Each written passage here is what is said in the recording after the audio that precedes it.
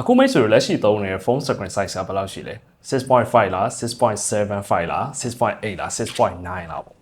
့ကျွန်တော်တို့အခု 6.9 မှာ bottleneck ဖြစ်နေပြီပေါ့နော်တက်နိုင်များ 6.7 အထက်မဟုတ်ရင်ကျွန်တော်တို့ကအဆင်မပြေဘူးဆိုတော့ဒီနေ့ဗီဒီယိုမှာတော့ဘာလို့အရင်တော့1 handed လက်တစ်ဖက်တည်းနဲ့ကင်သုံးလို့ကောင်းတဲ့ compact phone လေးတွေပျောက်ကွယ်သွားရတယ်ဆိုတဲ့အကြောင်းရင်းကိုကျွန်တော်တို့နည်းနည်းအသေးစိတ်တီးမိခေါင်းပြီးပြောကြအောင်ဟိုးရင်ခေတ်က iPhone 4, 5S တို့ပြီးတော့ Android phone compact လောကမှာသူများတွေရက်သွားပြီမဲ့ထူးထူးခြားခြားဆက်လုပ်နေခဲ့တဲ့ Asus တောင်မှသူတို့ရဲ့ Zenfone က Ultra ဆိုပြီးတော့ site ကြီးပြောင်းသွားပြီပေါ့နော်ဆိုတော့အခုကြည့်နေတဲ့မိတ်ဆွေတွေရော compact phone ကြိုက်တဲ့လူတယောက်လားဆိုတော့ဒီ compact phone လေးတွေညီကုန်းချုပ်သွားတဲ့နောက်ွယ်ကသူတို့ရဲ့ physical limit တွေနောက် phone company brand တွေဘက်ကရောဘယ်လိုအားနည်းချက်ထိခိုက်မှုတွေရှိမလဲအဲ့ဒါတွေအားလုံးကိုကျွန်တော် deep dive ပြောသွားမှာဖြစ်ပါတယ်MyTech မြန်မာပရိသတ်ကြီးအားလုံးပဲမင်္ဂလာပါကျွန်တော်ကတော့ဖုန်းကျော်သူပါအခုနောက်ပိုင်းကျွန်တော်ဖုန်းတစ်လုံးကြည့်တဲ့အခါမှာသူတို့ရဲ့ overall spec တစ်ခုတည်းတက်ဆိုင် market psychology ရောနောက် brand ရဲ့ business strategy တွေကိုပါကျွန်တော်ပို့ပြီးတော့ sensitive သုံးသပ်မိလာတာပေါ့နော်ပထမဆုံး compact phone တွေအားနည်းချက်ကကျွန်တော်မိတ်ဆွေတွေရောအားလုံးသိတာတဲ့အချက်သူတို့မှာ physical form factor တော်တော်လေးကို limitation ရှိတယ်တိတိလေးဗျာအဲ့တော့ရှင်းတယ်လေ battery capacity ကြီးကြီးထဲလို့မရဘူးအဲ့တော့ kit ဆက်မှာ compact phone တွေရဲ့အဓိကအားနည်းချက်တစ်ခုတည်းကအဲ့ battery life ပဲအရင်ခေတ်ကကျွန်တော်တို့ iPhone 4, 5S တို့ဒါမှမဟုတ်လေဗျာသိရမလား Xiaomi 8တို့sorry Mi 8တို့ Mi 10တို့ Mi 11တို့Xiaomi 12တို့အဲ့လိုခေတ်တွေလောက်အထိကကျွန်တော်တို့ compact phone သုံးရတာတချို့လူတွေကအသိပြဿနာအခုခေတ်လောက်မဟုတ်သေးဘူးဘာလို့ဆိုလူအများစုက phone is everything device အခုခေတ်လောက်မဖြစ်သေးဘူးပေါ့နော်အခုနောက်ပိုင်းကပို့ပြီးတော့လူတွေကအဲ့ထက်မှနစ်ဝင်လာကြတယ်ဆယ်စုနှစ်တဝက်တိုင်းစီမှာပို့ပြီးတော့အဲ့လိုမျိုး phone person တွေပို့ဖြစ်လာကြတယ်ဖုန်းတွေကလည်းပို့ပြီးတော့သုံးလို့ကောင်းလာတယ်လေဥပမာ multitasking ဘိုင်းကိုအရင်တော့တချို့ဖုန်းတွေပဲဥပမာကျွန်တော်အရင် Samsung Note 5တို့ Note 7တို့တောက်လျှောက်သုံးလာခဲ့တဲ့အချိန်တော့တခြား Android ဖုန်းတွေဒါမှမဟုတ် iOS တွေမှာတိတ်သုံးလို့မကောင်းခဲ့တာမျိုးရာအခုနောက်ပိုင်းမှာတော်တော်များများကောင်းလာပြီအဲ့လိုစသဖြင့်ပေါ့လေအကြောင်းနဲ့ဖုန်းတွေကလူတွေလက်ထက်မှာပို့ပြီးတော့ကြာရှိလာတယ်ဖုန်းနဲ့ပဲတက်နိုင်များအားလုံးပို့လောက်လာတယ်အခုလိုမျိုး AI bombing ဖြစ်လာတဲ့အချိန်မှာဆိုပို့တော့မှသိတာသေးတယ်convenient ဖြစ်တယ်ဗျာတည်ရမလားခါရဲချလိုက်ရုံပဲအဲ့တော့အခုခေတ်လိုမျိုးကျွန်တော်တို့ကကိုယ့်ဖုန်းနဲ့ပဲ high resolution video တွေအကုန်ကြည့်မယ်ဒါမှမဟုတ်လဲကိုယ့်လို game အသေးဆော့တာမျိုးတွေသိရမလားကျွန်တော်တို့ Asian time ပြည်တွေမှာ mobile phone ကပို့ပြီးတော့ mobile game တွေကပို့ပြီးတော့တွင်ကျတယ်ဗျာဆိုတော့အဲ့လို user တွေတော့ကကြတော့ battery capacity များတာဒါမှမဟုတ်တနည်းအားဖြင့် battery life ကောင်းကောင်းကြာခံတယ်ဆိုတာလုံးဝ major critical needs တစ်ခုဖြစ်လာတယ်ပြီးတော့ကျွန်တော်တို့လိုမီးခဏပြတ်တဲ့ developing country တွေမှာဆိုဒါကနောက်ထပ် factor တစ်ခုတောင်ထပ်ဖြစ်သွားသေးတယ်မြင်းတောင်ဥပမာတစ်ခုပေးရရင် iPhone 13 mini ဆိုလို့ရှိရင်သူ့ရဲ့ battery capacity က2400ကျော် mAh ပဲရှိတယ်။ဒါကပုံမှန် regular size phone တစ်လုံးရဲ့အနည်းဆုံး9000 mAh လောက်ပါတဲ့ phone ကိုဘယ်လိုပဲ optimization ကောင်းတယ်ပြောဗျာကျွန်တော်တို့က performance ကိုတကယ်သုံးပြီဆိုရင် optimization လည်းမကယ်နိုင်တော့ဘူး။ဥပမာ game ဆော့တာတွေ camera တော်တော်များများရိုက်တာတွေစသဖြင့်ပေါ့လေ။ဆိုတော့သိရမလားအဲ့လိုအားနည်းချက်ကလူတော်တော်များများအတွက် pain point ဖြစ်တယ်disclaimer နေရတော့တကယ်လို့မိတ်ဆွေက secondary phone နေနဲ့သုံးတယ်အဲ့ mini compact phone လေးကိုဖုန်းပြောဖို့ပေါ့ပါ web browsing နဲ့ message check တာဘာညာအဲ့လိုလေးပဲလုပ်မယ်ဆိုတော့တစ်မျိုးပေါ့ဒီနေရာမှာတစ်ခုရှိတာ compact phone ဆိုရင်အားသိမ့်မခံဘူးဆိုတဲ့ဟာကဒီ2025 2026မှာအထူးဖြင့် Android phone လောကမှာ mid တစ်ခုဆိုရိုးစကားတစ်ခုလိုမျိုးမှားယွင်းလာတယ်ပေါ့နော်ဘာလို့လဲဆိုတော့အရင်တုန်းကလိုမျိုး lithium polymer lithium ion battery တွေမဟုတ်တော့ဘူးအနည်းဆုံးတော့တရုတ် Android phone တွေစစပိုင်းကတော့ flash တွေပေါ့နောက်ပိုင်းက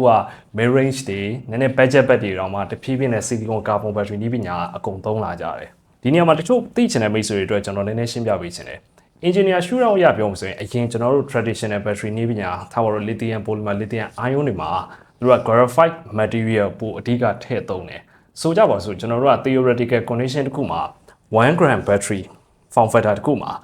380ကျော် mAh ဆန့်နေဆိုရင်ကျွန်တော်တို့က silicon carbon battery နည်းပညာတနည်းအားဖြင့် silicon material တွေပိုထည့်လာတဲ့အဲ့ဒီ battery အသစ်မှာကျွန်တော်တို့က1 gram ချင်းတူကို4200 mAh လောက်ထိ capacity ကဆန့်သွားတယ် form factor အတူတူမှာအဲ့လောက်ကွာသွားတာဗျာဆိုတော့စဉ်းစားကြည့်ပေါ့ဘာလို့ဒီနောက်ပိုင်းတရုတ် Android phone တွေစပြီးတော့အဲ့လိုမျိုး battery capacity ကြီးအများကြီးတွေသိရမလားဟို NAL လည်းမရှိဘဲနဲ့တကယ်လဲ gimmick မဟုတ်ဘဲနဲ့အဲ့လိုအများကြီးတွေထည့်နိုင်လာတယ်နောက်အားပါတော်တော်ကြီးကိုစောင့်တက်ပြီးခံလာတယ်ဆိုတာအဲ့ဒါကြောင့်အချိုးအစားတော်တော်ကွာတယ်ဗျာပြောရရင် size အတူတူမှာ10စားမကပိုဆန့်သွားတယ်ဒီနေရာမှာကြုံလို့တစ်ခု knowledge sharing လုပ်ပေးချင်တာတကယ်ဆိုလို့ချင်းသူက silicon carbon battery လို့ဘာလို့ခေါ်လဲဆိုတော့အဲ့ဒီမှာတိုင်ခင်အရင် early stage တွေသူတို့ prototype တွေစမ်းတုန်းက silicon တီးတန့်နဲ့လည်းစမ်းခဲ့တယ်ဒါပေမဲ့ silicon တစ်ခုတည်းကိုသုံးလိုက်တဲ့ခါမှာကျွန်တော်တို့ကထားပါတော့ battery ဆိုတော့ဗျာသုံးရင်းနဲ့ပူလာတာတို့ဘာလို့ဆိုရင်ဘယ်လိုပဲဖြစ် risk တစ်ခုရှိတယ်အဲ့မှာ silicon only ဆိုလို့ရှိရင်သူက volumetric 300 ရာခိုင်နှုန်းလောက်ထိကိုသူကအဲ့လိုမျိုးဖောင်းလာတယ်ပေါ့နော်ဖောင်းလိုက်ကျုံလိုက်ဆိုတာကျွန်တော်တို့လူဒီလိုမျိုးဖုန်းလေးတွေမှာပွားလိုက်ဖောင်းလိုက်လို့ကိုနေရာလည်းမရှိဘူးအဲ့ဒါအန်နေရှိတယ်ဆိုတော့နောက်ပိုင်းမှာပို့ပြီးတော့ stable ပို့တင်းငိမ့်အောင်အဲ့လို carbon material နဲ့သုံးလိုက်ပြီးတော့ silicon carbon ဆိုပြီးတော့အရောပေါ့အဲ့လိုမျိုး hybrid ဖြစ်သွားတယ်ပြောရရင် nano carbon scaffold ဆိုပြီးတော့ကျွန်တော်တို့က silicon carbon composite အနေနဲ့ battery နည်းပညာဖြစ်သွားတာပေါ့ဒါပေမဲ့မေးစရာရှိတာဘာလို့ Apple တို့ Samsung Google တို့ကအဲ့လိုမျိုး silicon carbon battery နည်းပညာလိုက်သုံးပြီးတော့6000တွေ9000တွေ capacity တွေလိုက်မထည့်လေပေါ့စကားမဆက် Apple တောင်မှ70 Pro Max မှာ9000 mAh battery ဖြစ်သွားပြီเนาะ Samsung အနေနဲ့ပြောမှဆိုရင်နောက်နှစ်မှာ9500တို့6000တို့ဖြစ်တဲ့နေပြီလို့ထင်တာပဲအဲ့လိုမျိုးဘာလို့သူတို့ silicon carbon battery နည်းပညာကိုလိုက်မသုံးလဲဆိုတာနဲ့ပတ်သက်ပြီးတော့ကျွန်တော် MyTech မြန်မာမှာဗီဒီယိုတစ်ပုတ်တက်လုပ်ထားတာရှိတယ်စိတ်ဝင်စားရင်တစ်ချက်ကြည့်ကြည့်ပေါ့နော်ဒီနေရာမှာတော့ကျွန်တော်နောက် reason တစ်ခုကိုပြောပြပေးချင်တယ်အဲ့ဒါနိုင်ငံတကာလေကြောင်းတည်ယူပို့ဆောင်ရေးဥပဒေတစ်ခုရှိတယ်ဗျာအဲ့ဒါကျွန်တော်တို့ဖုန်းဒါမှမဟုတ်တစ်ခုခုပေါ့ device တစ်ခုရဲ့ battery က20 watt hour ထက်ကျော်လို့မရဘူးပြောချင်တာဗျာခုနလို battery capacity အကြီးတွေနဲ့ဆိုရင်ကျွန်တော်တို့ကလေယာဉ်ပေါ်ကိုတည်ချင်တိုင်းတည်လို့မရတာမျိုးနည်းနည်း limitation ရှိနိုင်တယ် brand အကြီးတွေမှာကျတော့အဲ့ဒါကပို့ပြီးတော့သူတို့concern ဖြစ်တယ်ဗျာဒီမှာခုနဟာ disclaimer နည်းနည်းပြန်ပြောရရင်တော့ကျွန်တော်တို့လေးရင်းတွေမှာ20 watt hour capacity ထက်များသွားရင်လုံးဝတည်လို့မရတာတော့မဟုတ်ဘူးဒါပေမဲ့ dangerous goods အနေနဲ့သတ်မှတ်လိုက်တာဖြစ်တဲ့အတွက်ကျွန်တော်တို့ကတည်ချင်တပတ်ဆိုလို့ရှိရင် maybe ပေါ့အခွန်လိုမျိုးဗျာ test တွေထပ်ဆောင်ရတာတော့ဘာလို့အဲ့လိုနောက်ထပ်စရိတ်တွေ expense တွေတက်တာတို့ကန့်သက်ခံရတာတို့အဲ့လိုမျိုးဖြစ်နိုင်တယ်ဒါပေမဲ့ဘာဖြစ်ဖြစ်တရုတ် brand တွေကတော့ရှင်းတယ်သူတို့အဲ့လိုမျိုး capacity အကြီးတွေမထည့်ဘူးဆိုရင်တော့နိုင်ငံတကာ global version phone တွေမှာဥပမာထားပါတော့ Vivo X200 Pro Mini လိုမျိုး compact phone လေးမှာbattery capacity 5900 mAh နဲ့ silicon carbon battery နည်းပညာကိုသုံးပြီးတော့ထည့်ပြသွားတယ်။ဒါပြောမှဆိုရင်ကျွန်တော်တို့တစ်ကမ္ဘာလုံးအုပ်အော်တောင်းတင်းဖြစ်သွားတဲ့အရွေးတစ်ခုပဲ။ compact phone မှာကျွန်တော်တို့ camera module ကလည်းအကြီးသူများ compact တွေထပ်ပါတယ်။ battery capacity ကလည်းအကြီးပြောမှဆိုရင် compact phone တစ်လုံးကိုင်လို့အများနဲ့အားနည်းချက်ဖြစ်နေခဲ့တဲ့ battery သိပ်မခံတာရယ်။နောက် camera sensor အကြီးတွေမပါတာဆိုတော့ rules နှစ်ခုကိုလုံးဝရိုက်ချိုးလိုက်တာ။ကျွန်တော်တို့အဲ့ phone model ကိုတကယ် shout out လုပ်တယ်။ဒါတော့နော်အဲ့လိုမျိုးလုတ်ခဲ့တဲ့ Vivo တော့အခု X300 series အရောက်မှာ Pro Mini တို့ဒါမှမဟုတ် Mini တို့မထုတ်တော့ဘူးလေဘာလို့လဲဆိုတော့သူတို့ design တစ်ခု R&D လုပ်ရတယ်ပြီး marketing တွေဆင်းရတယ်တဲ့မှာ logistic board တွေ phone model တစ်ခုထုတ်တယ်ဆိုတော့နောက်ွယ်မှာသူတို့ expense တွေအများကြီးပဲဗျာဆိုတော့သူတို့ရဲ့ break even point တစ်ခုကိုမှမရောက်နိုင်ဘူးဆိုလို့ရှိရင် company အနေနဲ့ရှင်းတယ်လေ Apple လိုမျိုးသိရမလား fan တောင်းပြီးသားလူတွေရဲ့ attention ရပြီးသား company တောင်မှသူတို့ mini phone ကိုထွဲမှာစထုတ်တယ်တတ်တင်းမှာဆက်ထုတ်တယ်ပြီးတော့မထုတ်တော့ဘူးအဓိကမရောင်းရလို့ဗျာတကယ်လို့မိတ်ဆွေရရတယ် compact phone လေးကအားမခံတဲ့ဘာဖြစ်ဘူးငါသိရမလားဖုန်းကိုပြန်ပြီးအားသွင်းပြီးသုံးပါပဲ non stop သုံးတဲ့လူမဟုတ်ဘူးဆိုရင်တော့ compact phone တွေရဲ့လုံးဝကြော်လွှားလို့မရတဲ့သူ့ရဲ့ physical limitation ကအပူပြဿနာပါဒါကမြင်တော့ကျွန်တော် example ပေးပြောရမယ်ဆိုရင် iPhone Pro series တွေမှာ Yo-Yo Pro နဲ့ Pro Max နဲ့မှာကွာတယ်လို့ပဲအားပိုခံတာမခံတာအပြင်မှာဖုန်းပူတာမပူတာလည်းနည်းနည်းကွာတယ်ကိုသုံးရင်သုံးတယ်လို့ performance mode နဲ့ phone model software version ပေါ်လိုက်ပြီးတော့အဲ့ပူတဲ့ပြဿနာကလေတော်တော်အနည်းအများတော်တော်ကွာတယ်ဥပမာကျွန်တော်အရင်တော့တောက်လျှောက်သုံးလာတဲ့ Xiaomi 14 Pro ဆိုရင်ကျွန်တော် model က Snapdragon 8 Gen 3သုံးထားတဲ့အတွက်သိရမလားဒီနောက်ပိုင်း flagship phone တွေထုံးစံ performance သုံးရင်ပူတာပဲဆိုပေမဲ့ Yo-Yo 14 သေးသေးလေးနဲ့ဆိုင်တော်တော်လေးကိုတက်တာတော့တွေ့ရတယ်ဒီနောက်ပိုင်းမှာ smartphone တွေရဲ့ processor တနည်းအားဖြင့် SoC တွေက Apple လိုမျိုးသိမလား optimization ကောင်းပါတယ်ဆရာကြီးပါဆိုရဲcompany တွေတောင်မှသူတို့ရဲ့ A-Bionic chip တွေကပူလာတယ်ဗျာဒီလားဟိုးလွန်ခဲ့တဲ့ခေတ်တည်းအောင်မဟုတ်တော့ဘူး Qualcomm Snapdragon ဘက်ကဆိုလို့ရှိရင်လည်း Snapdragon 8 Elite တစ်ခေတ်လောက်ကလွှဲရင်သူ့ရှေ့မှာဆိုရင်တော့880တို့ဘာလို့ပေါ့နော်အဲ့လိုမျိုးကောင်တွေကလွှဲရင်ဒီနောက်ပိုင်းကောင်တွေကပူလာတာပဲဆိုတော့ performance လည်းကောင်းတယ်ပူတယ်ဆိုတော့ခုနလို form factor သေးဖုန်းတွေမှာကြောက်သိရမလား bottleneck ဖြစ်တယ်ဗျာဟိုဖုန်းရက်အားပူပြီးတော့ FPS အပြည့်မထုတ်ပေးနိုင်တာဒါမှမဟုတ်ပူနေတာနဲ့ performance ကိုပြန် short ရတာနဲ့ဆိုတော့ဘဲစားဘဲကြီးတယ်မှာတိတ် make sense မဖြစ်ဘူးဥပမာနောက်တစ်ခုတင်စားပြောရင်ကျွန်တော်တို့ MacBook Pro 16လက်မနဲ့14လက်မလို့ပေါ့ကျွန်တော်တို့က Yo-Yo base model chip လောက်ဒါမှမဟုတ် Pro variant လောက်ဆိုပြဿနာမရှိဘူးဆိုပေမဲ့ထားပါတော့ဗျာ M5 Max တို့ M4 Max တို့ chip တွေသွားသုံးလိုက်မယ်သွားဝယ်လိုက်မယ်ဆိုရင်14လက်မဝယ်တယ်ဆိုတ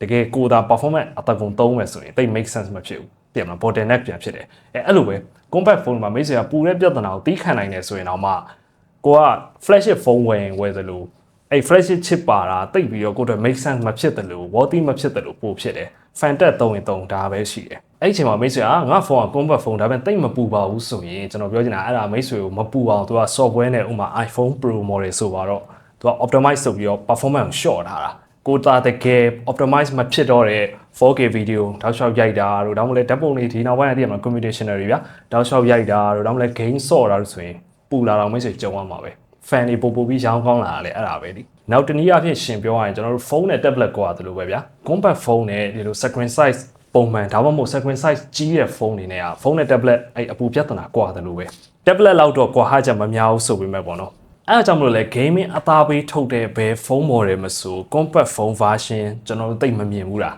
လုံးမရှိဘူးလို့တော့ကျွန်တော်မပြောဘူးဆိုပေမဲ့ majority gaming phone တွေဒါမှမဟုတ် game ဆော့ဖို့အတွက်အသားပေးထုတ်ထားပါတယ်ဆိုတော့ဘယ်ဖုန်းမဆိုအနည်းဆုံး 6.5 inch အထက်ကသွားပြီးတော့ရှိရပါတော့ဘယ်သူမှဖုန်း size 6လက်မအောက်တို့ဒီမှာ6လက်မစွန်းလေးတို့တိတ်မထုတ်ကြဘူး practical မှမကြတာကျွန်တော်တို့ form factor တေးသေးလေးဖုန်းမှာ surface area လည်းသေးတယ်လို့ကျွန်တော်တို့က river chamber ထည့်မယ်ဆိုရင်တော့မှတေးသေးပဲထည့်လို့ရမှာအဲ့တော့ passive cooling ရပဲပြော active cooling ရပဲပြောဘာမှတိတ်လုပ်လို့မရတော့ဘူးအဲ့တော့ compact phone user တယောက်ကမရရအောင် gain ဆော့မယ်ဆိုရင်မြန်ပဲ screen brightness တွေလျော့သွားတာတို့ fps တွေထိုးဆင်းသွားတာတို့ဒါပူချစ်တက်တာတို့ကအနည်းတွေများကြော်ရမှာပဲအဲ့လိုဝယ်ထားတဲ့လူတွေအတွက်ကိုကျွန်တော်အကြံပေးချင်တာတော့ external cooling fan ကောင်းကောင်းတစ်ခုဥမာ pro model မဟုတ်ရင်တော့အဲ့လိုမျိုး web များတဲ့တည်ရမလားအဲ့လို cooling ကောင်းကောင်းဖြစ်တယ်ဆိုတဲ့ကောင်မျိုးတွေဝယ်ပြီးတော့တက်ဆော့စေချင်တယ်အနည်းဆုံးတော့ဗျာလက်ပူတာတက်တာတဲ့ပြင်ဖုန်းရဲ့ battery health နဲ့ overall ဖုန်းရဲ့ဒီရေရှည်ပေါ့ longevity ဘိုင်းကိုပို့ပြီးတော့အထောက်အကူပြုတယ်အဲ့ဒီနှစ်ချက်ပြင်နောက်တစ်ခုကကျွန်တော်ခုနကဗီဒီယိုအစမှာပြောခဲ့သလိုကျွန်တော်တို့သုံးတဲ့ user တွေ end user တွေရဲ့ user behavior တွေပြောင်းလာတယ်အရင်လိုတည်ရမလားဖုန်းကိုကျွန်တော်တို့ကနည်းနည်းပပသုံးတဲ့အဆင့်မဟုတ်တော့ဘူးပြောမှဆိုရင်အလုံးက addicted ဖြစ်လာတယ်ဆိုတဲ့ level အထိကို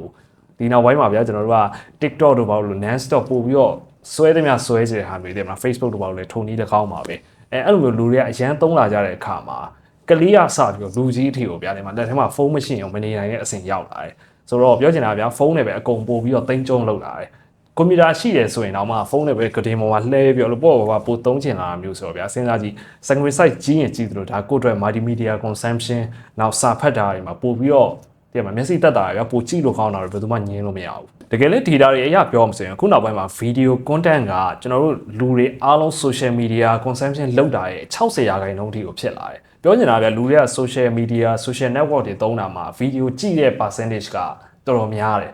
စဉ်းစားကြည့်ဗျာ video ဆိုမှတော့ကျွန်တော်တို့ကစာဖတ်တာထက်ကို viewing experience ပို့ပြီးတော့လိုအပ်လာတယ်ဆိုတော့6လက်မတို့6လက်မအောက်တို့ screen လေးနဲ့ကတော့ကျွန်တော်တို့အခုခေတ်မှာပြူပြဲပြီးကြည့်နေတာအသိအဆင်မပြေတော့ဘူးနောက်တစ်ခုဖုန်းနဲ့ game ဆော့ရလို့အတွက်ကျွန်တော်တို့4 finger ပဲဆော့မဆော့ဗျာဒီမှာ screen သေးနေအဲ့မှာလက်တွေနဲ့တင်ကျွန်တော်တို့ကကွယ်သွားပြီဗျာဒီလားဆိုတော့ 6.5 inch အထက်လောက်မှမရှိလို့ရှိရင် game ဆော့မယ်ဆိုလို့ရှိရင်လည်းတိတ်အားရဖို့မကောင်းကိုယ့်ကိုပေးသေးပြီးတော့ comfort phone ကြိုက်တယ်ဆော့တာပေါ့လေဒါပေမဲ့လူအများစုအတွက်ကကြတော့အဲ့ screen size ရယ်ခုနကကျွန်တော်ပြောသလိုပေါ့ cooling ဘိုင်းတွေနောက်ပြီးတော့နောက်တစ်ခုရှိသေးတယ် compact phone တွေမှာကျွန်တော်တို့ကခုနလိုပေါ့နေရာမရှိတဲ့အတွက် speaker quality တို့ vibration haptic quality တို့အဲ့လိုမျိုးနောက်ထပ် user experience ဘိုင်းမှာသွားပြီးတော့တက်ရောက်စေတဲ့အပိုင်းတွေမှာလည်းလျော့သွားတယ်ဒါကတော့ကိုဘလောက်ပဲဈေးကြီးပါတယ်ဆိုရင် flagship phone ဝယ် compact phone မှာအများတန်းအဲ့ဒါအားနည်းချက်ဖြစ်တယ်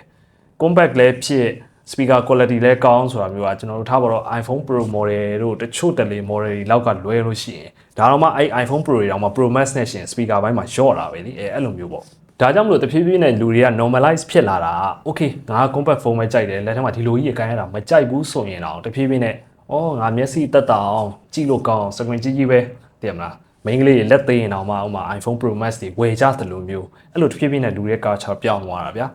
ကဲ company တွေဘက်ကိုကြည့်အောင်ကျွန်တော် user တွေပိုင်းကတော့ဟုတ်ပြီထားစီးပွားရေးရကြည့်မယ်ဆိုလို့ရှိရင်လည်း phone company တွေကကျွန်တော်ခုနပြောခဲ့သလိုပဲသူတို့ model တစ်ခုဖုန်းပဲဖြစ်ဖြစ် laptop ပဲဖြစ်ဖြစ်ပေါ့နော်သူတို့တစ်ခုခုထုတ်ပြီဆိုရှင်